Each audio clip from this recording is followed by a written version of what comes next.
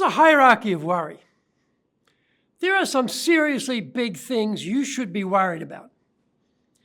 But often, additionally or instead, we're worrying about really trifles, unimportant things, getting hepped up about minor issues, taking our energy and our time and focusing on things that are not that key. Don't worry, there'll be plenty of big problems in life to focus on, and we should spare the time and energy for really working on those and not get stuck on the small beer, little trifle issues of life that come up. We've got to have a balance here. We've got to say, hey, what is something I should really be concentrating on to fix as a major issue?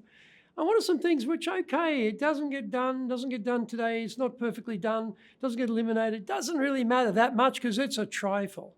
No, what's the difference? Major problem, trifle. Don't mismatch where your energy needs to go.